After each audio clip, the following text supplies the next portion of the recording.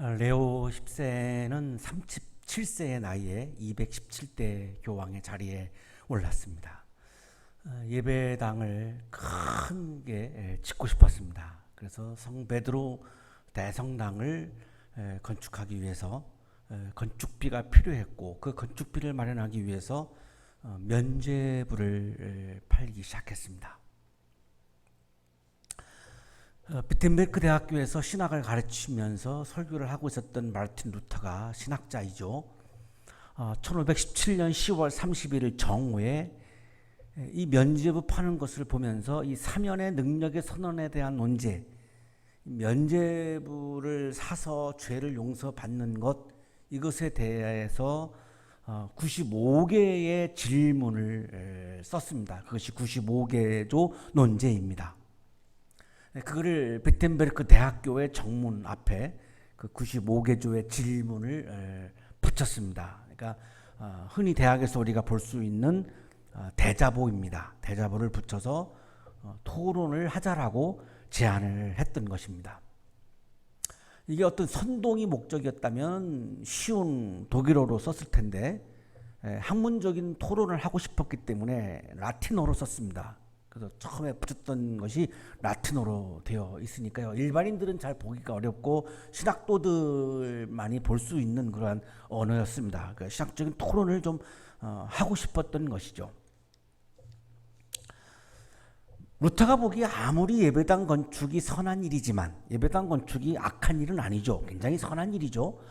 예배당을 건축하는 일이 선한 일이지만 그거를 면죄부를 팔아서 죄를 사하는 것을 신학적으로 신앙적으로 수용하기가 양심적으로 어려웠던 거죠. 그래서 고민을 했던 겁니다. 이렇게 면죄부를 팔아서 예배당을 짓는 것이 과연 하나님이 기뻐하시는 일인가? 라고 하는 질문을 한 거죠.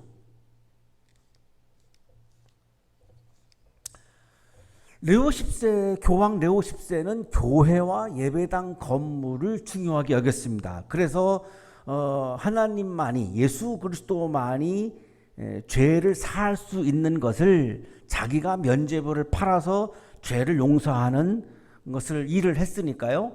예배당이 중요했고 교회가 중요했던 거죠. 그러나 루터는 오직 성서를 강조했습니다. 오직 성서. 예배당과 교회가 중요한 것이 아니라 주님의 말씀을 더 중요하게 여겼던 거죠. 여기서 다른 길을 걷기 시작을 하는 겁니다. 레오 10세는 교회와 예배당 건물을 중요하게 여겼지만 오직 그리스도, 루터는 예수 그리스도가 가장 중요했던 겁니다. 예수 그리스도만이 죄를 사할 수 있는 것을 교황이 면죄부를 팔아서 죄를 사하면 예수님의 죄사함의 권위가 다 사라져버리는 거니까요. 루터는 예수가 중요했던 거죠. 오직 은혜, 예배당 건축을 위해서 면죄부를 사는 교인들이 많은 액수를 사는 사람도 있을 것이고요. 적은 양도 살 수 있을 터인데, 그 교회 안에서 많은 양을 사는 사람들이 더 공로가 많겠고 인정을 받겠죠. 그 면죄부를 사는 공로보다 오직 은혜, 루터에게는 하나님의 은혜가 더 중요했던 것이죠. 오직 믿음, 예배당 건축을 위해서 면죄부를 사는 것보다 그것으로 우리가 구원받는 것이 아니라 믿음을 중요시 여겼던 거죠. 오직 믿음으로 구원받는 것이다. 오직 하나님께만 영광. 교황과 교황이 예배당을 크게 지어서 교황이 영광받고 공로가 있으니까요. 그리고 이제 큰 위엄이 넘치는 큰 예배당이 지어지면 많은 사람들로부터 그 교회가 칭송을 받겠죠. 영광을 받겠죠. 레오는 그거를 추구했지만 루터는 하나님만이 영광을 받아야 한다. 오직 하나님께만 영광, 하나님이 영광 받는 거를 더 중요하게 여겼던 거죠. 이것이 루터가 가지고 있었던 종교개혁 신앙이었습니다.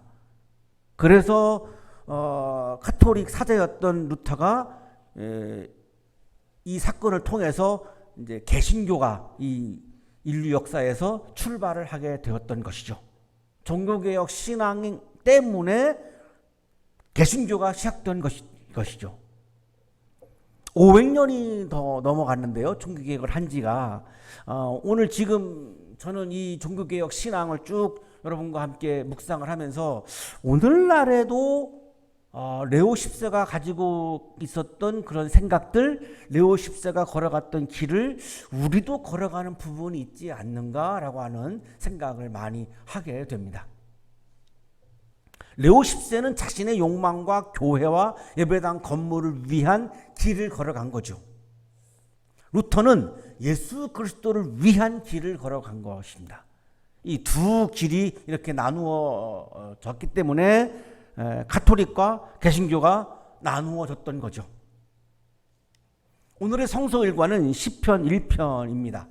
복 있는 사람의 길과 악인의 길, 두 길을 우리에게 말씀하고 있습니다. 레오 10세의 길과 루터의 길이 달랐던 것처럼 이 시편 1편에 나오는 복 있는 사람의 길과 악인의 길은 정말로 많이 다름을 우리에게 보여주고 있습니다. 이 시편 1편인데요. 시편에 대한 말씀을 좀 먼저 나누도록 하겠습니다. 히브리인들이 이집트에서 430년 동안 노예로 살다가 홍해 바다를 건너서 이제 광야로 나왔고 40년 동안 광야에서 처절한 정말 생활을 하다가 꿈에 그리던 가나안 땅에 들어갔죠. 가나안 땅에 들어가서 이들은 왕을 세우지 않았습니다. 왜냐하면 이집트에서 왕 때문에 노예로 살았기 때문에 또 왕을 세우면은 하나님이 하신 출애굽의 의미가 없기 때문에 왕을 세우지 않고 12평등 공동체, 12지파 평등 공동체, 그러니까 12부족 국가라고 보시면 되는데요. 부족장이 다 이렇게 있는 12지파 평등 공동체를 이루고 살았습니다. 그러다가 이들이 왕을 세웁니다. 그 1대 왕이 사울이죠. 2대 왕이 다윗이고 3대 왕이 솔로몬입니다. 그러니까 다시 사람의 지배를 받게 되었죠. 왕이 세워지면 당연히 우리는 왕으로부터 지배를 받을 수밖에 없습니다. 왕정의 정치 구조 자체가 그렇게 되어 있으니까요. 이 솔로몬이 주전 960년에 성전을 짓습니다. 이거를 일성전, 솔로몬 성전이라고 부르는데요. 최초의 성전이죠. 그래서 유대인들은 광야에서 소리를 통해서 하나님을 만나다가 성전을 지은 이후에는 성전을 통해서 하나님을 만나기 시작했습니다. 그러다 보니까 성전의 거리가 자꾸만 올라갈 수밖에 없습니다. 성전을 통해서 하나님을 만나니까요. 이 솔로몬이 성전을 짓고 나서 솔로몬 때에 이스라엘이 북왕국, 남왕국으로 분열이 됩니다. 그리고 주전 722년에 북왕국은 아시리아에게 망하고 남왕국은 주전 586년에 남왕국이 바벨로니아에게 망합니다. 그래서 바빌로니아의 침략으로 예루살렘 성전이 무너지죠. 그러니까 성전에서 하나님을 만났는데 성전이 무너지고 나니까 하나님을 만날 수가 없지요. 그리고 바벨로니아로 포로로 끌려가서 70년을 살아요. 그 성전에서 하나님을 만나지 못한 것이 70년이 흘러간 겁니다. 이 바빌로니아가 페르시아에게 무너집니다. 이 바벨로니아는 오늘날의 이라크고 페르시아는 오늘날의 이란인데 이 두 나라는 세계적인 강대국이었지만 지금 역사에서 아예 지구상에서 사라져 버렸습니다. 없습니다. 존재하지 않습니다. 주전 537년에 이 페르시아의 왕이 히브리인들을 노예 신분은 유지하면서 고향으로 돌려보내줍니다. 그래서 70년 만에 예루살렘으로 돌아온 거죠. 이 돌아와서 이들이 맨 처음으로 한 일이 성전을 짓는 겁니다. 왜냐하면 성전에서 하나님을 만났기 때문에 성전을 지어야 하죠. 주전 515년에 완공을 하는데요. 이게 제2성전 스룹바벨의 성전이라고 부르는 제2성전입니다. 자, 그런데 한번 무너진 성전을 경험을 하고 나니까 성전 안에서 하나님을 경험하는 게 어려운 겁니다. 성전 안에 하나님이 계시다고 믿었는데 성전이 한번 무너졌죠. 586년에. 그러니까 다시 성전을 완공했지만 옛날처럼 성전에서 하나님을 만나는 경험이 쉽지가 않은 거예요. 그리고 아무리 봐도 페르시아의 노예로부터 해방하는 것은 어려워 보입니다. 페르시아가 워낙 강대국이니까 이거 뭐 어떻게 해볼 도리가 없어요.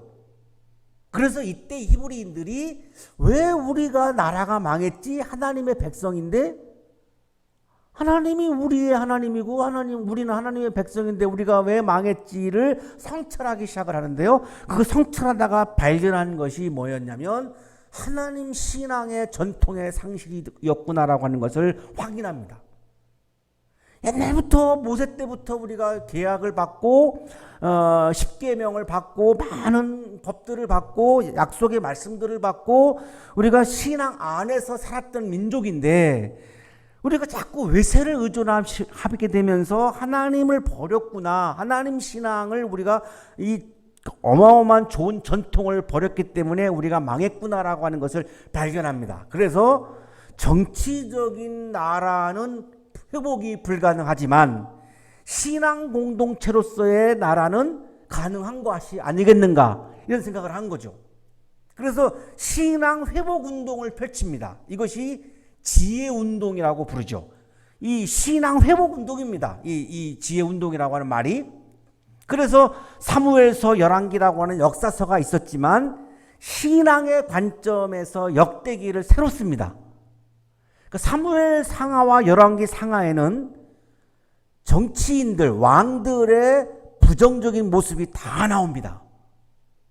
그러나 역대기에는 왕들이 신앙적인 영적인 지도자로 나옵니다. 한번 유심히 읽어보세요. 한번 정독을 해보세요. 사무엘 상하와 열왕기 상에는 솔로몬, 다윗, 사울의 비리들이 다 기록됩니다. 그건 정치적인 관점으로 쓴 역사이니까요. 그러나 똑같은 사람인데 역대기에는 부정적인 모습이 다 빠집니다. 왜? 신앙적인 관점에서 영적인 지도자로 썼기 때문이죠. 그리고 우리 조상들이 신앙의 고백이 담겨있는 금언, 속담, 우화, 시들을 다 모았습니다. 편집을 했습니다. 이게 바로 잠언입니다. 자, 그리고 조상들이 옛날부터 불렀던 노래가 있어요. 성경을 제가 찾아보니까 아브라함 때부터 찬송을 불렀습니다. 근데 그 찬송의 형태가 안 나와서 최초의 찬송가를 제가 모세 때라고 이렇게 주장을 제가 하는데요. 구약 성서를 읽어보면 아브라함 때에 찬송했다라고 하는 표현이 나옵니다. 그게 고왕국 시대인데요. 이때부터 우리 조상들이 불렀던 신앙의 노래들을 다 모았습니다. 모았더니 150곡이 모아진 거죠. 그 150곡이 바로 시편입니다. 그러니까 시편은 단순한 시가 아니라 노래입니다. 찬송가예요. 제2성전의 찬송가입니다. 최초의 찬송가라고 제가 주장을 합니다. 성서의 찬송가 형태로 남아있는 것은 유일하게 시편이니까요. 시편이 최초의 찬송가, 찬송가의 원형이라고 제가 주장을 합니다. 자, 성서의 형태가 남아있는 최초의 찬송, 힘, 찬송, 이게 한 곡, 두 곡 찬송은 모세가 홍해 바다를 건넌 후에 불렀던 출애굽기 15장에 나오는 노래가 최초의 성서의 형태가 남아있는 최초의 찬송이고, 최초의 찬송가, 힘날, 찬송가는 시편입니다. 그런데 멜로디가 없죠. 왜 없을까요? 멜로디가 필요 없죠. 우리가 아리랑을 악보 보고 부르지 않습니다. 그건 오래전부터 내려왔던 전통적인 노래들이기 때문에 히브리인들은 그 멜로디를 다 알고 있는 노래들이기 때문에 굳이 악보가 필요 없죠. 히브리어 성서의 시편을 찾아보면 제목이 테힐림입니다. 테힐림, 히브리어로. 이게 번역하면 찬양의 노래입니다. 그러니까 히브리어 구약 성서에는 아예 시편이 찬양의 노래라고 제목이 붙여져 있습니다. 그런데 우리말 성서에는 시편이라고 번역을 하다가 보니까 우리는 이걸 시로 여기는데 노래입니다. 찬송가입니다. 헬라어 성서에는 풋살모이라고 이 제목이 붙여져 있는데요. 이 풋살모이를 번역하면 현악기에 맞추어서 불려진 노래라고 하는 그런 의미입니다. 그 당시에 악기가 아마 리라, 이 줄악기, 현악기인데요. 이 현악기에 맞추어서 제2성전에서 이 찬송가를 불렀기 때문에 풋살모이라고 이름이 붙여진 거죠. 노르웨이 구약성서학자 모빈켈은 이렇게 얘기합니다. 구약성서의 시편은 이스라엘 예배 공동체의 노래다. 아예 노래라고 이렇게 밝히죠. 앤더스라고 하는 구약성서학자도 이렇게 말합니다. 그 땅에서 시편은 성서로서 읽히기도 했고 기도문으로 암송되었으며 혹은 찬송가로 찬양되기도 했다. 이렇게 볼 때 시편서를 제2성전 시대의 찬송가 책이라고 보는 것이 가장 적절하다고 할 것이다.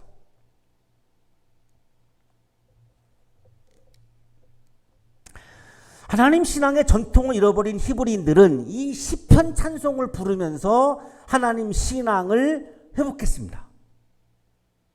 현실적으로는 노예이지만 이 찬송가 가사들을 우리가 보면 믿음을 노래한 거죠. 페르시아의 노예 상황에서 찬송가 23장 같은 경우는 여호와는 나의 목자시니 내게 부족함이 없도다. 노예인 상황에서 부족함이 없다라고 노래하죠. 쉴만한 물가로 우리를 인도하신다. 노예에게는 안식이 없는데 쉴만한 물가로 인도한다고 찬송하죠. 믿음을 노래한 겁니다. 그 믿음이 이들의 영적인 힘을 불러일으켰고 그 영적인 힘으로 이 어려운 고난의 역사들을 이들이 이겨냈던 것입니다. 오늘 그 시편 히브리 찬송가 중에 1장이 오늘 성서일과 시편 1편입니다. 복 있는 사람은 악인의 꾀를 따르지 아니하며 죄인의 길에 서지 아니하며 오만한 자의 자리에 앉지 아니하며 이것을 이 가사를 노래 찬송가 가사를 기록한 당시로 올라가서 이 말씀을 읽을 수도 있고요. 또 이 찬송을 성전에서 불렀던 당시로 올라가서 우리가 이 말씀을 읽을 수도 있는데요. 저는 시편 읽기를 이 성전에서 찬송가로 불렀기 때문에 이 성전에서 찬송가를 불렀던 상황으로 돌아가서 이 시편을 저는 묵상하고 읽고 있습니다. 오늘도 역시 그렇게 읽으려고 하는데요. 복 있는 사람은 악인의 꾀를 따르지 아니하며 죄인의 길에 서지 아니하며 오만한 자리에 앉지 아니하며 복 있는 사람은 히브리어로 아쉬레인데요. 화 있을지어다 호의와 대조되는 말입니다.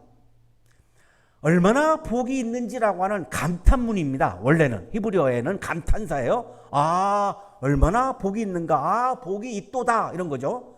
이 복 있는 사람이 되려면 거부해야 하는 길을 세 가지라고 찬송을 부릅니다. 첫째는 죄인의 길에 서지 않는 것, 악인의 꾀를 따르지 않는 것, 죄인의 길에 서지 않는 것, 오만한 자리에 앉지 않는 것. 이거는 우리가 거부해야 된다는 겁니다. 내가 복 있는 사람으로 살아가려면 악인과 죄인과 오만한 자들의 동석 요청, 참여 요청, 이거를 단호하게 거부하는 적극적인 지혜의 저항하는 믿음을 가져야만 복 있는 사람이 될 수 있다는 거죠. 자, 악인은 히브리어로 레샤임인데요. 하나님의 뜻에 대적하고 하나님의 뜻을 따라가는 사람들과 적대 관계를 갖는 사람들을 레샤임, 악인이라고 부릅니다. 도덕적으로 우리가 자꾸 악인을 자꾸 연상하면 이 말씀을 읽기가 어려워집니다. 오늘 시편 1편이 말씀하시는 이 악인은 하나님의 뜻을 대적하는 것을 말합니다. 이 하나님의 뜻을 대적하는 것 중에 가장 위험한 게 뭐냐면 내 뜻이죠. 내 뜻을 하나님의 뜻에다가 일치시키는 게 신앙인데 하나님의 뜻과 일치시키는 게 어려워지면, 그래서 내 욕망을 실현하는 게 어려워지면 하나님의 뜻을 이렇게 치우고 내 뜻을 따라서 인생의 길을 걸어가게 되죠. 그 우리들의 솔직한 모습이죠. 그거를 악인이라고 표현하고 있는 겁니다. 죄인은 히브리어로 핫타임인데요. 이거 자꾸 도덕적인 죄를 연상하면 이 말씀을 읽기가 어려워지십니다. 말씀이 지시하는 방향을 잃어버리고 말씀의 방향과 다른 방향을 가는 것.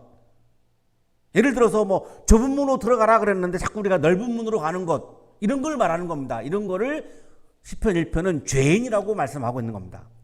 세 번째, 오만한 자는 히브리어로 레침, 자기가 하나님이 되어서 다른 사람들을 지배하려고 하는 사람들, 이거를 오만한 자라고, 그러니까 뭐 거만하게 거드름 피우는 거를 자꾸 연상하시면 이 말씀을 묵상하기가 어려워집니다. 그게 아니라 내가 다른 사람을 내 마음대로 하려고 하는 것, 이거를 오만한 자라고 표현을 하고 있습니다. 김유곤 교수의 주석입니다. 70인역은 오만한 자로 번역하고 탈굽역부는 냉소하는 자, 비웃는 자라는 말로 번역한다는 점은 인간 본성의 거인주의적인 배신과 냉수적 오만이 아무리 위세가 당당하다 하여도 하나님에게는 단순한 하나의 비웃음거리밖에 되지 않는다고 말하는, 내가 내 자신을 거인이라고 생각하면서 하나님을 우습게 여기는 것, 그거를 하나님은 너무나 오히려 하나님이 그걸 우습게 여긴다는 거죠. 시편 2편 시인의 시간 및 저항 정신과도 일맥상통한다고 하겠다. 유발 하라리가 계속 지금 우리들에게 강조하는 게 인간이 신이 되려고 하는 것이 지금 인류의 가장 큰 문제이다라고 강조를 하고 있는 건데, 바로 이 오만한 자가 의미하고 있는 게 바로 그거죠. 자, 히브리인들은 정치적인 나라를 잃어버렸습니다. 정치적인 해방은 불가능해 보였습니다. 자, 그 상황에서 제2성전에 모여서 찬송가를 부르는 거죠. 그 찬송가의 가사 내용이 뭐냐면, 우리는 악인의 꾀를 따르지 않았다. 죄인의 길에 서지 않았다. 오만한 자의 자리에 앉지 않았다. 자, 우리는 악인의 꾀를 따르지 않았다. 하나님의 뜻을 버리지 않았다. 죄인의 길에 서지 않았다. 말씀의 방향과 일치했다. 오만한 자리에 서지 않았다. 우리는 다른 사람들을 지배하려고 하지 않았다. 그래서 우리는 복 있는 사람이다라고 찬송을 하고 있는 겁니다. 우리는 복 있는 사람이라고 지금 그 믿음을 찬송하는 겁니다. 교황 레오 10세는 하나님의 뜻에 대적하면서 면죄부를 팔았죠. 시편 1편으로 본다면 악인입니다. 하나님의 말씀인 방향과 어긋난 길을 걸어가면서 면죄부를 팔았죠. 죄인입니다. 자신이 하나님이 되어서 면죄부로 사람들의 죄를 용서했죠. 오만한 사람이죠. 여기 다 해당됩니다. 레오 10세 같은 경우는. 그러니까 복 있는 사람이 아닌 거죠. 복 있는 사람의 길을 걸어가지 못한 거죠. 오로지 주님의 율법을 즐거워하며 밤낮으로 율법을 묵상하는 사람이다. 복 있는 사람은 그 세 가지, 악인과 죄인과 오만한 자리를 거부하고, 오만한 사람의 삶을 거부하고, 말씀을 즐거워하고 말씀을 묵상하면서 말씀을 따라서 인생의 길을 걸어가는 사람이 복 있는 사람이다라고 지금 찬송하고 있는 겁니다. 김옥원 교수의 주석입니다. 율법을 읊조리는 사람 또는 그 율법을 끊임없이 되뇌는 사람으로 번역하는 것이 더 옳을 것이다. 히브리인들은 정치적인으로 나라를 잃어버렸죠. 자, 그런데 이 성전에 모여서 예배를 드리면서 찬송을 부르는 거예요. 자, 우리는 나라를 잃어버렸는데, 자, 그런데 우리는 율법을 즐거워하고 있다. 밤낮으로 율법을 묵상하고 있다. 우리는 신앙의 사람이다. 믿음의 사람이다. 그러니까 우리는 복 있는 사람이다. 우리를 지배하고 있는 페르시아는 복 있는 사람이 아니다. 이거를 지금 노래하고 찬송하고 있는 거죠. 루터는 오직 성서를 외쳤죠. 교황의 칙령보다, 면죄부를 팔으라고 하는 교황의 칙령보다 주님의 말씀을 따라서 걸어갔죠. 율법을 즐거워하고 율법을 묵상하는 신앙의 사람이었고, 그래서 루터는 복 있는 사람이었죠. 레오 10세는 악인과 죄인과 오만한 자였던 거죠. 여기서 이 길이 갈라진 겁니다. 자, 그 다음에 3절에 가서 복 있는 사람이 어떤 복을 받는지, 복을 받으니까 복 있는 사람이라고 표현을 하지 않았겠습니까? 어떤 복을 받는 거냐 이거죠. 도대체가 그냥 모든 복이 아니죠. 어떤 복을 받는가를 3절에서 이들이 찬송을 합니다. 그는 시냇가에 심은 나무가 철따라 열매를 맺으며 그 잎이 시들지 아니함 같으니 하는 일마다 잘 될 것이다. 악인의 꾀를 따르지 않고 죄인의 길에 서지 않고 오만한 자리에 앉지 않고 하나님의 말씀을 어기지 않고 하나님의 말씀의 방향을 지키고 다른 사람을 내 마음대로 하지 않고 그리고 주님의 말씀을 따라서 걸어가는 사람은 복 있는 사람인데, 그 사람이 받는 복은 김희곤 교수의 수석입니다. 여기서 말하는 복은 영적인 축복뿐만 아니라 이 세속세계의 축복까지도 아울러 다 받은 사람이라는 확신의 여유를 가지고 있는 놀라운 긴장 이완의 상태를 누리고 있는 복을 가르친다. 김희곤 교수의 주석에 의하면 이 복 있는 사람이 받는 복은 영적인 복이 있고 세상에서의 복이 있다는 겁니다. 이 두 가지를 다 포함하고 있다는 거죠. 영적인 복은 뭐냐면 주님과 함께 걸어가는 기쁨입니다. 우리가 사랑하는 사람과 손을 붙잡고 숲길을 쫙 걸으면 너무너무 기쁘죠. 배가 고파도 기쁘겠죠. 자, 우리가 주님의 손을 붙잡고 주님의 말씀을 따라서 내가 걸어가면 당연히 주님과 함께 걸어가게 되죠. 그것이 바로 영적인 기쁨인데 그 영적인 기쁨이 충만해진다는 거죠. 그 다음에 세상에서의 복은 뭐죠? 이들이 페르시아의 노예에서 가장 절실한 복이 뭐겠습니까? 자유죠. 노예를 벗어나고 자유를 회복하는 거죠. 자유를 얻는 거죠. 이 두 가지를 우리가 다 얻는다라고 하는 믿음을 지금 찬송하고 있는 겁니다. 그 가사가 3절입니다. 그는 시냇가에 심은 나무가 철따라 열매를 맺으며 그 잎이 시들지 아니함 같으니 하는 일마다 잘 될 것이다. 김일경 교수의 설명입니다. 심은 나무라는 표현은 더 정확히는 옮겨 심긴 나무, 즉 척박한 땅에서부터 기름진 땅으로 옮겨 심겨진 나무라는 의미를 가진다는 것이다. 지금은 노예의 자리에 있지만 우리가 노예의 자리에서 자유의 자리로, 기쁨의 자리로, 해방된 자리로 우리의 삶의 자리가 옮겨진다는 거죠. 이 심은 나무라고 하는 히브리어 표현에는 그 의미가 담겨 있다는 것입니다. 자, 이들은 정치적인 나라를 잃어버렸습니다. 그러나 제2성전에서 모여서 예배를 드리면서 찬송가를 부르면서 우리가 지금은 척박한 땅에서 노예로 살고 있지만 우리가 자유를 회복하는, 이집트의 노예였는데 우리가 자유를 회복한 경험을 가지고 있는데 이번에도 역시 자유가 있는 기름진 땅으로 옮겨질 것이다라고 하는 그 믿음을 노래야 부르고 찬송을 부르고 있는 거죠. 그거를 결론적으로 한마디로 하는 일마다 잘 될 것이다, 이렇게 지금 이런 가사로 찬송가를 부르고 있는 거죠. 그러나 악인은 그렇지 않으니 한낮 바람에 흩날리는 쭉정이와 같다.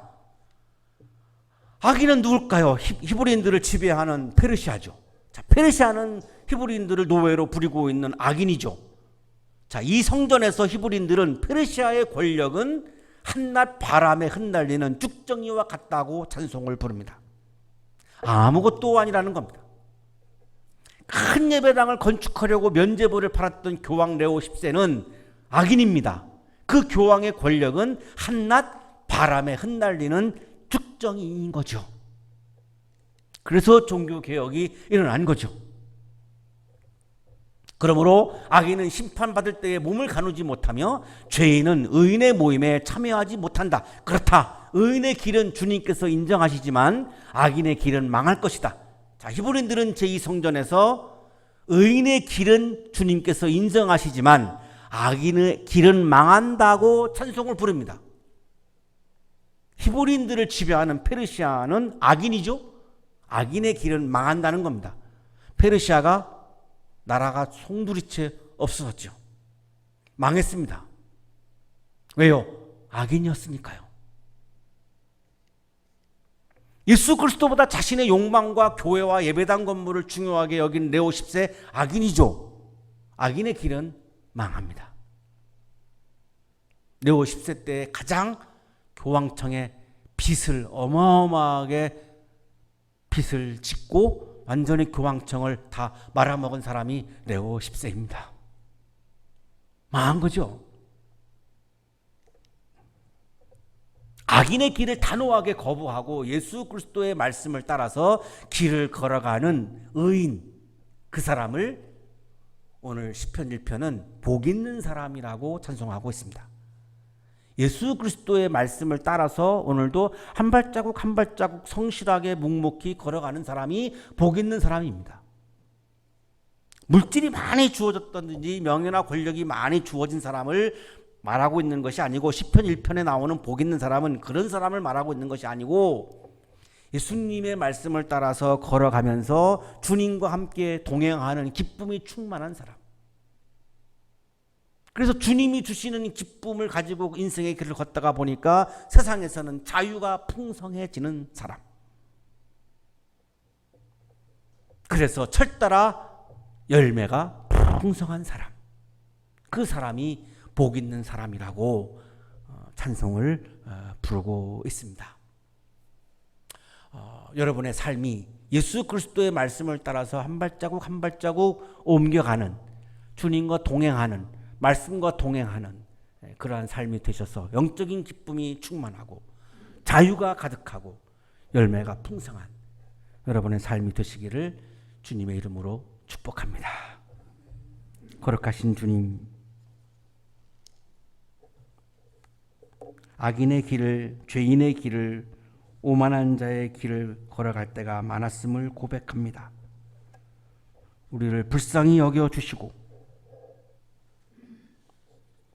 말씀을 따라서 인생의 길을 걸어가는 영적인 기쁨이 가득한, 자유가 가득한, 열매가 가득한 믿음의 길을 오늘도 힘차게 걸어가는 그리스도인으로 살게 해 주옵소서.